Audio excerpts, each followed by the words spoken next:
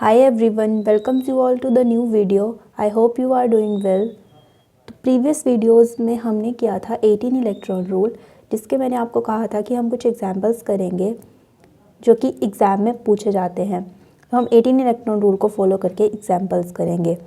सबसे पहले आपको ये कुछ 3 पॉइंट्स हैं लर्न होने चाहिए, जिससे जो कॉम्प्लेक्स जो वो 18 और 16 इलेक्ट्रॉन फॉलो करता है वो स्टेबल होता है और डायमैग्नेटिक होता है, और जो 19 इलेक्ट्रॉन रूल को फॉलो करेगा वो स्ट्रॉन्ग रिड्यूसिंग एजेंट होता है, और जो 17 इलेक्ट्रॉन रूल को फॉलो करेगा वो स्ट्रॉन्ग ऑक्सीडाइजिंग एजेंट होता है, और जो 19 और 17 इलेक्ट्रॉन रूल वाले कॉम्प्लेक्सेस हैं वो पैरामैग्नेटिक होते हैं। सो ये आपको पॉइंट्स लर्न रखने हैं क्वेश्चन सॉल्व करने से पहले। आइए हम फर्स्ट एग्जांपल करते हैं। ये 2012 जून प्रीवियस ईयर का क्वेश्चन है। इसमें ये 4 कॉम्प्लेक्सेस दिए गए हैं। हमें बताना है कि इसमें से कौन सा 18 इलेक्ट्रॉन रूल फॉलो नहीं करता। तो उसके लिए हमें फाइंड आउट करना पड़ेगा कि ये 18 इलेक्ट्रॉन रूल को फॉलो करते हैं या नहीं। तो हम टर्न बाय टर्न करेंगे। सबसे पहले हम फर्स्ट पे आते हैं। CP कॉन्ट्रीब्यूट करता है 5 इलेक्ट्रॉन प्लस ये हमारा रुथेनियम है। रुथेनियम में वैलेंस इलेक्ट्रॉन होते हैं 8। क्लोरीन कंट्रीब्यूट करता है 1 इलेक्ट्रॉन। कार्बोनिल जैसे कि न्यूट्रल लिगेंड है तो ये 2 करेगा। PPH3 में लोन पेयर्स प्रेजेंट होते हैं तो ये भी 2 इलेक्ट्रॉन फॉलो करेगा। 8, 5, 13, 14, 15, 16, 17 और ये 18। ये कॉम्प्लेक्स 18 इलेक्ट्रॉन रूल को फॉलो करता है, तो ये तो हमारा आंसर नहीं होगा। नेक्स्ट पे मूव करते हैं। ये W जो है ये क्रोमियम फैमिली से बिलोंग करता है, तो ये कंट्रीब्यूट करता है 6 electrons plus carbonyl 2 into 3 SiM3। अब हम इसका स्ट्रक्चर पहले, अगर हमें कोई कंट्रीब्यूशन पता ना चले तो हम पहले कॉम्प्लेक्स का स्ट्रक्चर बना सकते हैं। तो इसका स्ट्रक्चर है W, इसके साथ लगा है SiMe3, 3 लगे हैं कार्बोनिल्स, एक क्लोरीन, और ये जो NCMe ट्वाइस है ये ग्रुप अटैच्ड है। ये कैसे अटैच्ड है? Nitrogen double triple bond C, फिर उसके बाद Me और ये ट्वाइस।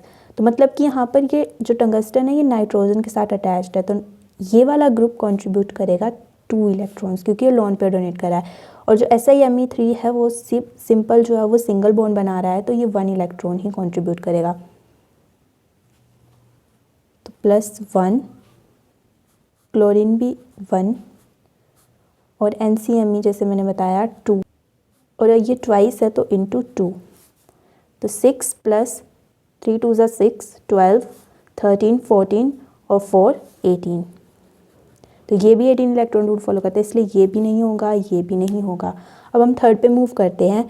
इरिडियम जो है वो 9 इलेक्ट्रॉन डोनेट करता है, प्लस क्लोरीन 1 तो 3 प्लस PPH3 2, ट्वाइस है तो 4 प्लस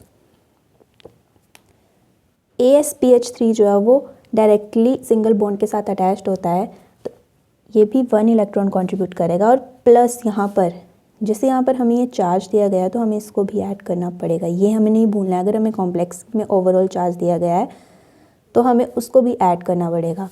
तो 9 + 3 12, 4 16, 17 और ये 18। ये भी 18 इलेक्ट्रॉन रूल फॉलो कर रहा है, तो ये हमारा आंसर नहीं होगा। अब हम नेक्स्ट मूव करते हैं। ऑस्मियम 8 इलेक्ट्रॉन प्लस नाइट्रोजन जो है वो 3 करता है,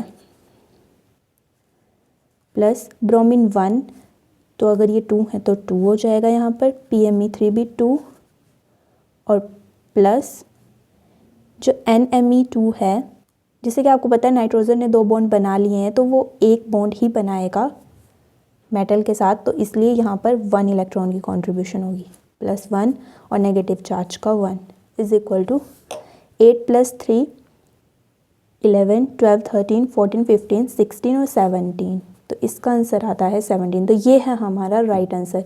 ये कॉम्प्लेक्स हमारा 18 इलेक्ट्रॉन रूल को फॉलो नहीं करता है। अब या तो क्वेश्चंस हमें ऐसे पूछ सकते हैं या फिर हमें स्टेबिलिटी के बेसिस पे पूछे जा सकते हैं। तो उसमें भी हमें सिंपली, अगर हमें ऐसे पूछा गया कि इनमें से कौन सा कॉम्प्लेक्स स्टेबल नहीं है, तो हमारा आंसर होगा 17 इलेक्ट्रॉन। क्योंकि 18 और जो 16 इलेक्ट्रॉन वाले हैं वो स्टेबल होते हैं, बाकी कॉम्प्लेक्सेस स्टेबल नहीं होते। तो इस तरह से हम स्टेबिलिटी का आंसर भी कर सकते हैं, उसके लिए भी हमें 18 इलेक्ट्रॉन रूल को ही देखना पड़ेगा। नेक्स्ट हमें क्वेश्चन ऐसे पूछे जा सकते हैं, जैसे हमें कॉम्प्लेक्स दिया है तो द वैल्यू ऑफ एन, हमें वैल्यू ऑफ एन पूछी जा सकती है और आगे कंडीशन दी होगी कि if the complex follows 18 electron rule. तो हम ये कैसे फाइंड आउट करेंगे? सबसे पहले मैग्नीज की वैलेंस इलेक्ट्रॉन्स होते हैं 7 प्लस ब्रोमीन कंट्रीब्यूट करता है 1, और ये जो CS है ये जस्ट लाइक कार्बोनिल की तरह होता है, तो कार्बोनिल 2 इलेक्ट्रॉन डोनेट करता है तो ये भी 2 ही करेगा, प्लस 2 इंटू ये n को हम यहाँ पर लिख लेंगे। और हमें बताया गया है कि कॉम्प्लेक्स फॉलो कर रहा है 18 इलेक्ट्रॉन रूल, तो यहाँ पर इज इक्वल टू 18। अब हम इसको सॉल्व करेंगे, 7 + 1 8 plus 2n is equal to 18। 2n is equal to 18 minus 8 10, और जो हमारा n आ जाएगा वो आ जाएगा 5। तो सिंपल है, इसका आंसर होगा मैग्नीज, ब्रोमीन और जो CS हैं वो होंगे 5। तो हमें क्वेश्चंस ऐसे पूछे जा सकते हैं, स्टेबिलिटी के बेसिस पे पूछे जा सकते हैं, या फिर हमें n फाइंड आउट करने के लिए बोला जा सकता है, या तो ऐसे ही वो हमें कॉम्प्लेक्स के ऊपर चार्ज पूछ सकते हैं कि कॉम्प्लेक्स के ऊपर क्या चार्ज है, तो उसको भी हम ऐसे ही फाइंड आउट करेंगे। So that's all for now, मिलते हैं नेक्स्ट वीडियो में। Till then do like, share and subscribe my channel.